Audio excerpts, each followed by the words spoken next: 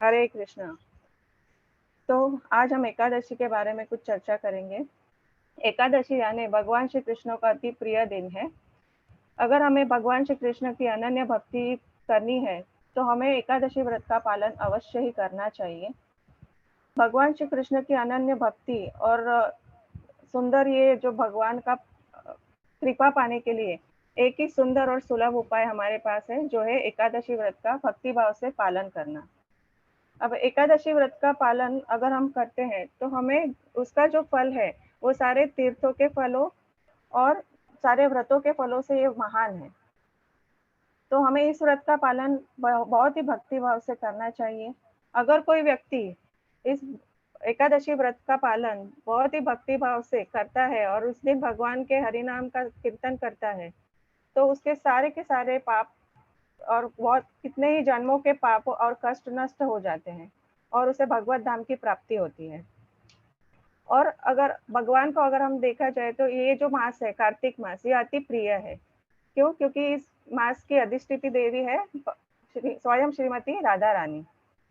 तो इस मास की जो कृष्ण पक्ष में पड़ती है रमा एकादशी। तो रमा एकादशी के बारे में आज हम कुछ चर्चा करेंगे और इस व्रत को हमें कैसे करना चाहिए उस बारे में मैं थोड़ा बताना चाहूंगी। जैसे कि हमें इस दिन निर्जल व्रत करना चाहिए। अगर किसी के कुछ कारणवश अगर कोई ये निर्जल व्रत अगर नहीं कर सकता है तो वो फल, फ्रूट, दूध, जूस इत्यादि खाकर भी यह व्रत अवश्य कर सकता है। और अगर किसी कारणवश, क्योंकि हम ये कलयुग के जीव है तो हमारा जो शरीर है वो बहुत ही दुर्बल है, अगर हम वह भी ना कर पाए तो हम एकादशी में खाए जाने वाले पदार्थ खाकर भी यह व्रत कर सकते हैं। जैसे कि हमें एकादशी व्रत के पदार्थ बनाकर हमें उसे भगवान श्री कृष्ण को भोग में लगाना चाहिए और वह एज अ प्रसाद ही हमें ग्रहण करना चाहिए। और इस प्रकार हम इस व्रत को कर सकते हैं। और इस दिन हमें ज्यादा से ज्यादा चैंटिंग करनी चाहिए, बुक रीडिंग करनी चाहिए, डिवोटीज का एसोसिएशन लेना चाहिए। इस दिन हमें मंगला आरती अटेंड करनी चाहिए और हो सके तो मंदिर जाके हम भगवान की डिटीज का दर्शन करना चाहिए। और ज्यादा से ज्यादा हमें भक्ति में और भजन कीर्तन में हमें दिन व्यतीत करना चाहिए, जिससे हमें इस एकादशी व्रत का ज्यादा से ज्यादा लाभ प्राप्त हो और हम भगवान के मतलब भक्ति को, अनन्य जो भक्ति है उसे हम पा सके। तो इस तरीके से हमें ये व्रत करना चाहिए। और आगे अगर मैं बताना चाहूँ तो रमा एकादशी का जो वर्णन है वो ब्रह्म वैवर्त पुराण में भगवान श्री कृष्ण और युधिष्ठिर महाराज का जो संवाद है उसमें इसका वर्णन आता है। तो उसकी जो कथा है वो कुछ इस प्रकार में, उसकी कथा आपको बताना चाहती हूँ।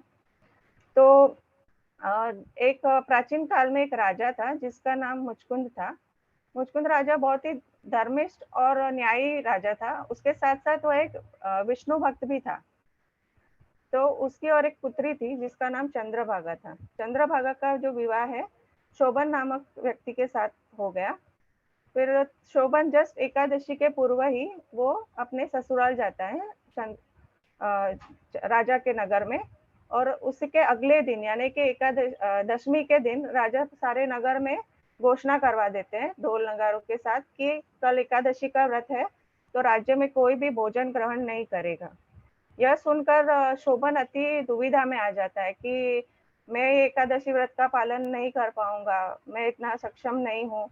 और वो बहुत ही दुविधा में आ जाता है। वो अपनी पत्नी चंद्रभागा के पास जाता है। चंद्रभागा से वह कहता है कि मैं अति दुविधा में आ गया हूँ कि मुझे एकादशी व्रत का पालन करना है और मुझसे एकादशी व्रत का पालन नहीं होगा, और अगर मुझे करना भी पड़ गया यदि तो मेरी मृत्यु निश्चित है। तो आप मुझे इसका कुछ समाधान बताइए। यह सुनकर चंद्रभागा ने कहा कि अगर आपको यह नगर में रहना है तो आपको एकादशी व्रत का पालन अवश्य ही करना पड़ेगा, क्योंकि हमारे नगर में, मेरे पिता के यहाँ, सारे ही मनुष्य तो ये व्रत करते ही हैं, लेकिन यहाँ के हाथी, घोड़ा, ऊंट, बिल्ली और गौ माताएं भी ये व्रत का पालन करते हैं।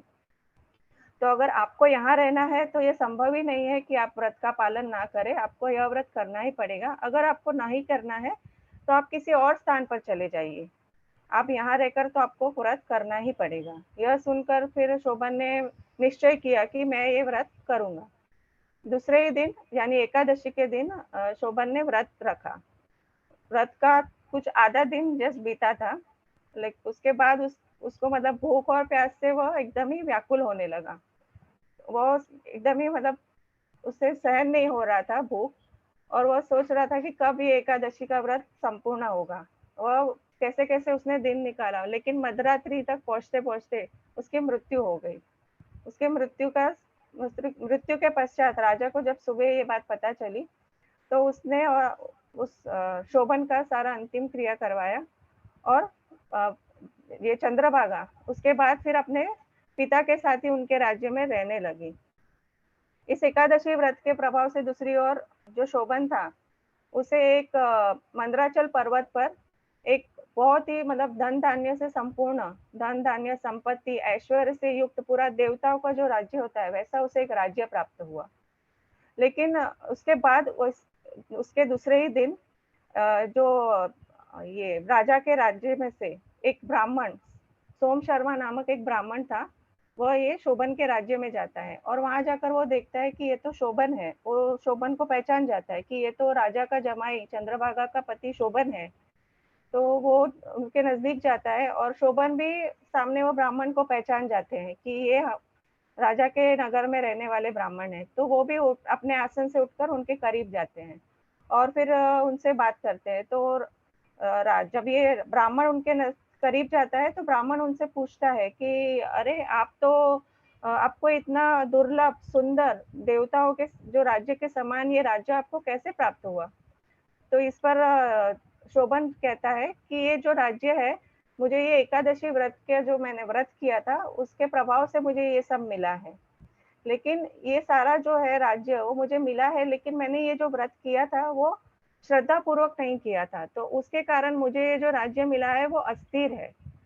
तो अगर मुझे मुझे इसे स्थिर करना है, आप इसका कुछ उपाय बताएं। तो ब्राह्मण सब सुनता है, फिर वह अपने राज्य नगर में वापस जाता है, और जाकर सारा वृतांत राजा और चंद्रभागा को सुनाता है।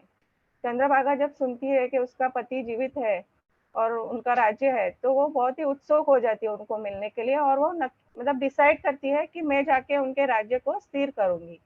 फिर वह चंद्रभागा और ब्राह्मण दोनों ही मिलकर एक वामन देव नामक ऋषि के आश्रम में जाते हैं वह, और ऋषि को सारी बातें कहते हैं कि इस प्रकार से जो हमारी दुविधा है आप इसे दूर कीजिए।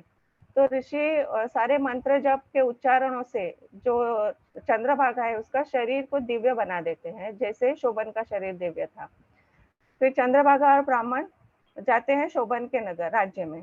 वहां पर जाकर वो अपने पति को अपना जो, क्योंकि वो 8 वर्ष की उम्र से है ना, वो एकादशी व्रत का पालन कर रहे थे, तो उनका जितना भी एकादशी व्रत का जो पुण्य था, उन्होंने वो सारा अपने पति को दे दिया, और उस पुण्य के प्रताप से उनका जो राज्य अस्थिर था वो स्थिर हो गया, और वो दोनों ही बहुत खुशखुशाली से एक साथ आनंद पूर्वक वही राज्य में रहने लगे। तो मतलब यह एकादशी व्रत का इतना प्रभाव है कि आपके सारे ही कष्ट दूर हो जाते हैं, और एक सिर्फ एक व्रत करने मात्र से आपको कितना लाभ प्राप्त होता है, इस कथा पर से हमें पता चलता है। और भगवान श्री कृष्ण भी कहते हैं कि अगर कोई यह कथा, इसका महात्म्य का श्रवण और पठन करता है, तो उसके सारे के सारे पाप, सारे कष्ट दूर हो जाते हैं, और उसे भगवत प्राप्ति होती है। तो मैं बस यही कहना चाहूंगी कि हम सबको भी एकादशी व्रत का पालन अवश्य ही करना चाहिए। हमारे शरीर के मतलब हमारी जो क्षमता है उस हिसाब से हमें करना चाहिए, और ज्यादा से ज्यादा इस दिन हमें भक्ति करनी चाहिए, भगवान के नाम का स्मरण करना चाहिए। बस मैं यही कहना चाहूंगी। मुझसे कुछ त्रुटि हुई हो तो क्षमा कर दीजिए, और आप सभी को रमा एकादशी की बहुत बहुत शुभकामनाएं। धन्यवाद। हरे कृष्णा।